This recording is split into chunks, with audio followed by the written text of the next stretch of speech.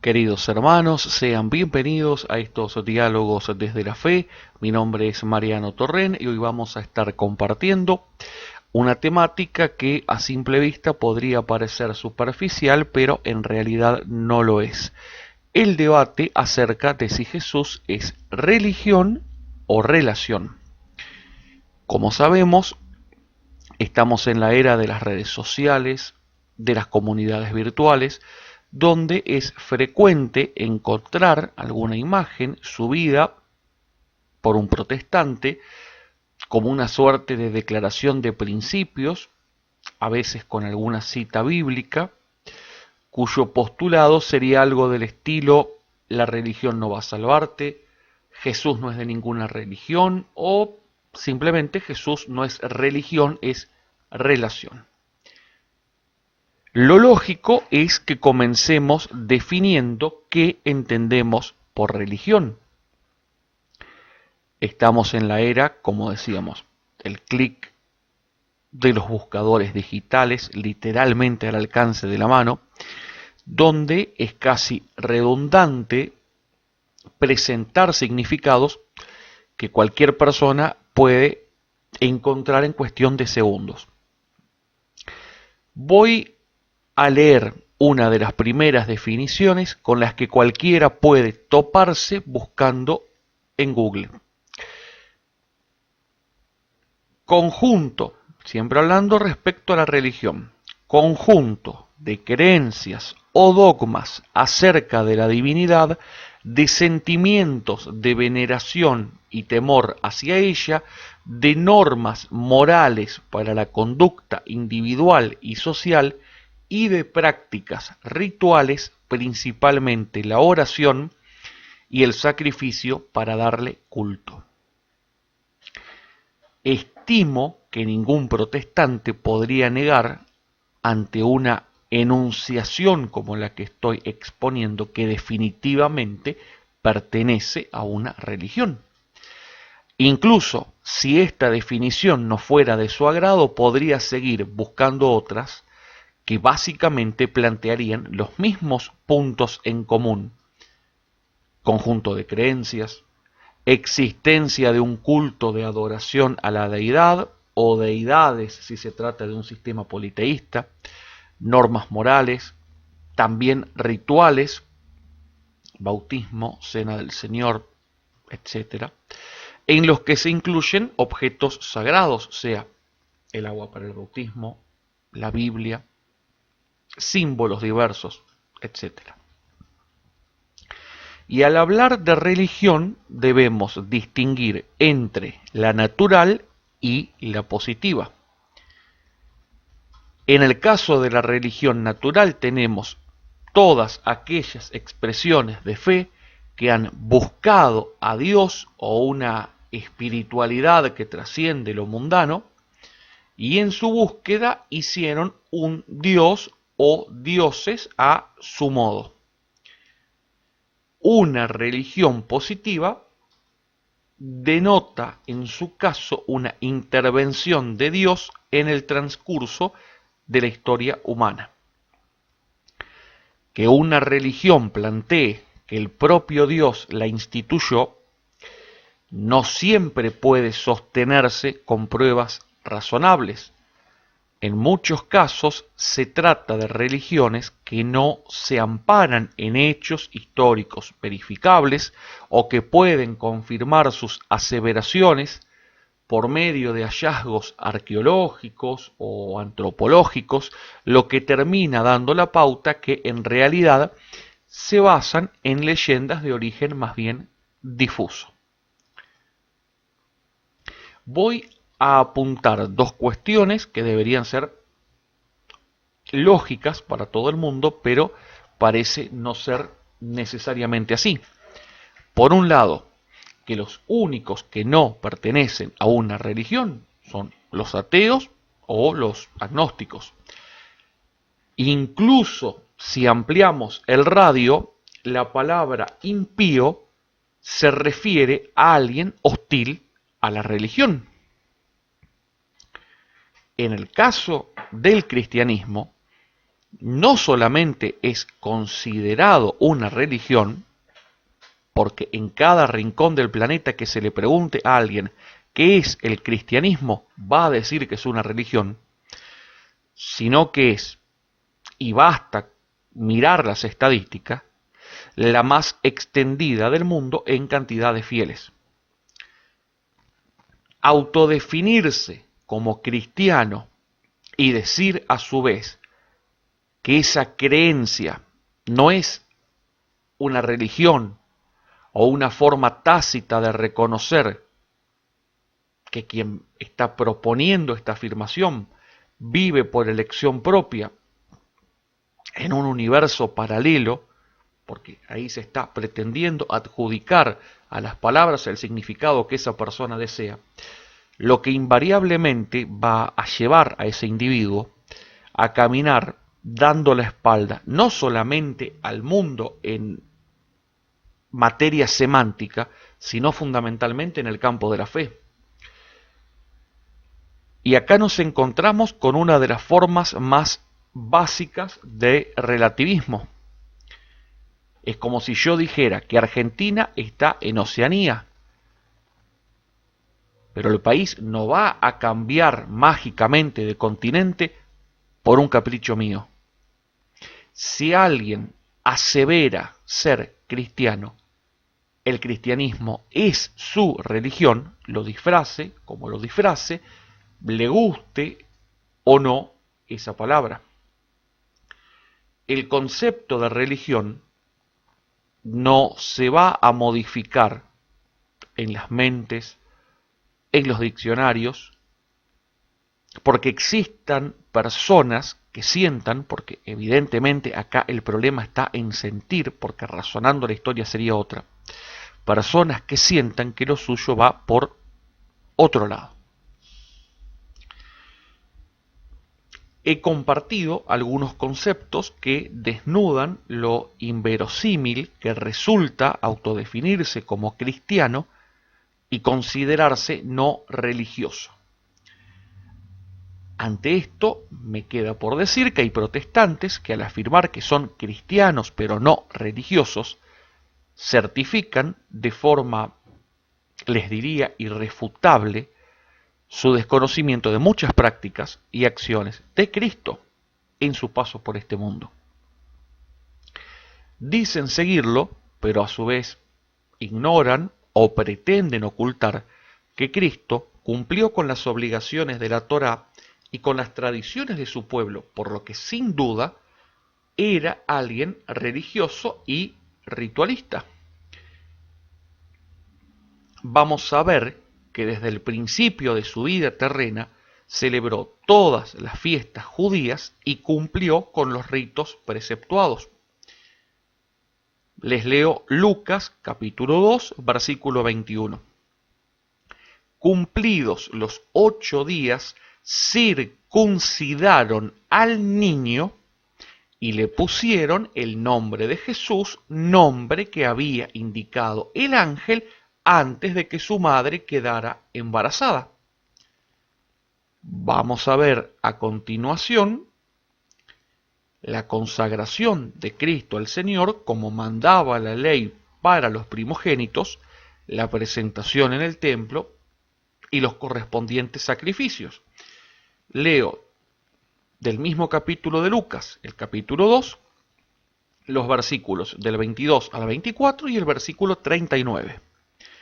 Asimismo, cuando llegó el día en que de acuerdo a la ley de Moisés debían cumplir el rito de la purificación, llevaron al niño a Jerusalén para presentarlo al Señor, tal como está escrito en la ley del Señor. Todo varón primogénito será consagrado al Señor. También ofrecieron el sacrificio que ordena la ley del Señor, una pareja de tórtolas o 2 pichones. Una vez que cumplieron todo lo que ordenaba la ley del Señor, volvieron a Galilea, a su ciudad de Nazaret. Vamos a compartir ahora el relato de cuando Jesús entra en la sinagoga y lee los rollos de la ley. Esto es del capítulo 4 de Lucas, versículos del 16 al 20. Llegó a Nazaret, donde se había criado, y el sábado fue a la sinagoga como era su costumbre. Se puso de pie para hacer la lectura y le pasaron el libro del profeta Isaías. Jesús desenrolló el libro y encontró el pasaje donde estaba escrito: El Espíritu del Señor está sobre mí, Él me ha ungido para llevar buenas nuevas a los pobres, para anunciar la libertad a los cautivos y a los ciegos que pronto van a ver, para despedir libres a los oprimidos y proclamar el año de gracia del Señor. Jesús entonces enrolló el libro, lo devolvió al ayudante y se sentó, mientras todos los presentes tenían los ojos fijos en él. De este pasaje tengamos en cuenta algunos detalles. Cuando se lee la Torá se debe ofrecer una entonación y una puntuación correcta, algo bastante diferente a cómo leemos hoy la Biblia. Aunque muchos prefieran obviarlo, esto es innegablemente una tradición religiosa. No solo en el caso citado vemos a Jesús en algún tipo de manifestación religiosa, sino que quien guste leer el capítulo 7 del Evangelio de San Juan va a ver que el Señor participa en la fiesta de los tabernáculos, también llamada de las tiendas, como todo judío que estaba sujeto a la ley. Y esto no tiene por qué sorprendernos. Jesús nació, se formó y pasó su vida nutriéndose de la tradición, de las prácticas y de los rituales propios del judaísmo del Antiguo Testamento, que era la religión vigente en esa época y que había sido establecida por el propio Dios. Esa herencia espiritual y cultural contribuyó al crecimiento y al fortalecimiento en gracia y sabiduría de Jesús, como leemos en Lucas 2:52. Podrá preguntar a alguien, ¿qué hay de San Pablo? Podemos comprobar que incluso habiéndose convertido del judaísmo al cristianismo, San Pablo siempre mostró respeto por la religión. Vamos a compartir Hechos capítulo 13, versículos 14 y 15. Mientras ellos, dejando Perge, llegaban a Antioquía de Pisidia, el sábado entraron en la sinagoga y se sentaron. Después de la lectura de la ley y los profetas, los jefes de la sinagoga les mandaron a decir: Hermanos, si ustedes tienen alguna palabra de aliento para los presentes, hablen. Tengamos en cuenta algo. El servicio de la sinagoga en el tiempo de Cristo y luego de Pablo tenían un orden propio, como cualquier rito. Primero se realizaban las oraciones de apertura para luego compartir la lectura de la ley, como se menciona en este pasaje, y se corrobora cuando Jesús hacía lo propio. Luego venía la lectura de los profetas, tras lo cual se ofrecía a alguna persona formada la posibilidad de expresarse respecto a cuestiones relacionadas a los textos que se habían compartido. En este caso vemos que es el propio San Pablo quien recibe la invitación y en los versículos que continúan va a realizar un sermón explicando la obra de Dios hasta llegar a Cristo. Creo que por medio de San Pablo podemos abordar con mucha precisión y en muy pocas palabras el tema que nos ocupa. Respecto a la pregunta de si el cristianismo es una religión con las características ya mencionadas, vamos a ver por qué el propio San Pablo llegó a ser perseguido.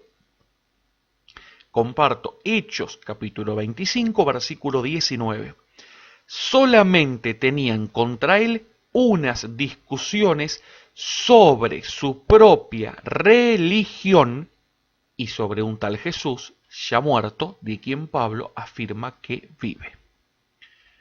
Entonces, San Pablo fue perseguido por los judíos por su propia religión, que consistía en afirmar lo mismo que hoy sostiene cualquiera que se diga cristiano, que el Señor Jesús resucitó de entre los muertos. Pretender separar al cristianismo del concepto de religión es una falacia atroz y peligrosa. De la mano de este error, quiero dedicar un poco de tiempo a otra afirmación sumamente inexacta. En muchas bocas protestantes se relativiza el sentido de la congregación, haciéndole creer a los fieles que no importa dónde se congregue la persona, siempre y cuando el objetivo sea agradar a Dios. Más allá de parecer circunscribirse al ámbito de las denominaciones cristianas, el mensaje implícito viene a proponer que todas las religiones son iguales. Y nadie que tenga una fe sólida puede consentir que se diga que su religión es igual a otra. Una cosa es el debido respeto a la fe de los demás, como también el reconocimiento de lo positivo que pueda existir en esa creencia, si queremos establecer un punto de partida para un proceso de diálogo que sea fructífero, que sea valioso. Pero algo muy distinto es poner todo en el mismo mazo y empezar a barajar. Existen expresiones religiosas que representan la más cruda antítesis de otros credos. Desde textos considerados sagrados, plagados de incoherencias y que contradicen lo que es esencial en otras creencias, pasando por conductas inmorales e incluso la exigencia de sacrificios humanos en muchos cultos a través de la historia que están en clara contraposición a la dignidad de la persona humana. Si yo confieso que Cristo, como nos dice San Juan, capítulo 14, versículo 6, Cristo es el camino, la verdad y la vida. Yo no puedo por caso decir que el budismo es un camino igual de válido que el mío. Si mi convicción es que la salvación viene únicamente de Cristo, no puedo sostener que viene de Buda, de Ellen White, de Mahoma, etc. Todo el honor y la gloria debe ser para Dios, Dios creador del cielo y de la tierra. Vemos lo que nos dice Apocalipsis capítulo 4 versículo 11. Vuelvan a ti, Señor y Dios nuestro, la gloria, el honor y el poder, pues tú lo mereces. Tú creaste todas las cosas y por tu voluntad existen y fueron creadas. Y nos dice también Hechos capítulo 4, versículo 12. No hay salvación en ningún otro, pues bajo el cielo no se ha dado a los hombres ningún otro nombre por el que debamos ser salvados. Insisto en esto último, no hay otro nombre por el que podamos ser salvados. Y Dios nos enseña esto porque nos ama y quiere que nos mantengamos en el camino de la fe verdadera.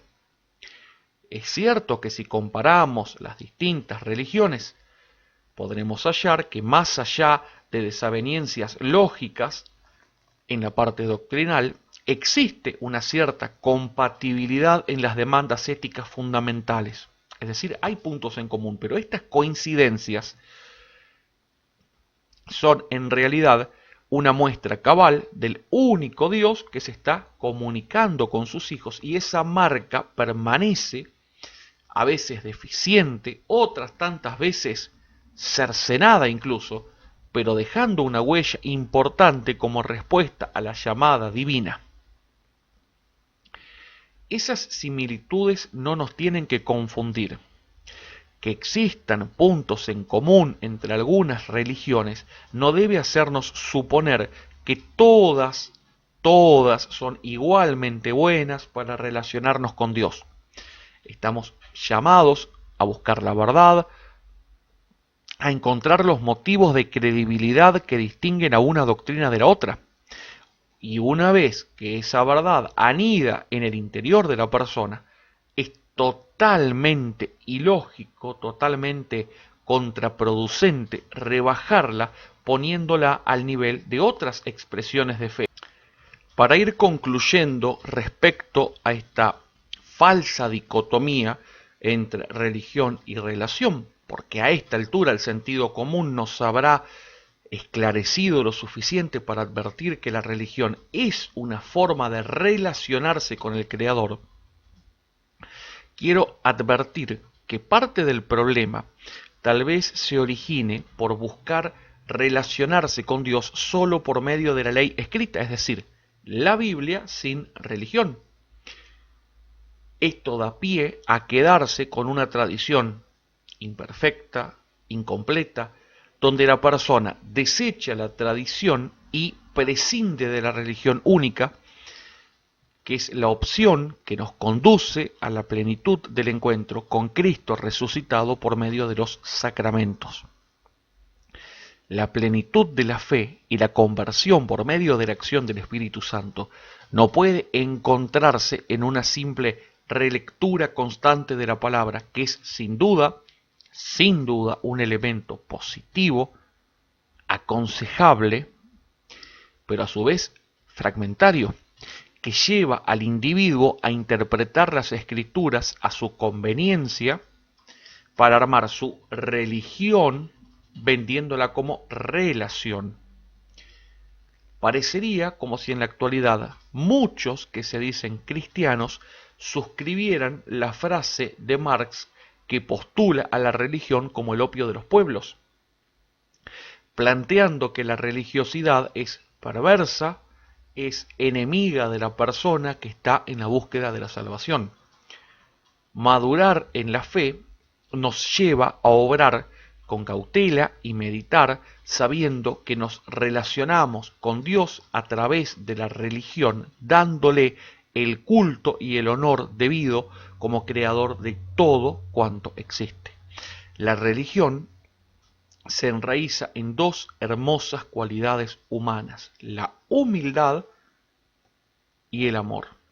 Negar la religiosidad para el ser humano implica mutilar estas virtudes en su sentido más amplio. De esta manera damos fin a esta entrega. Sean todos ustedes muy bendecidos.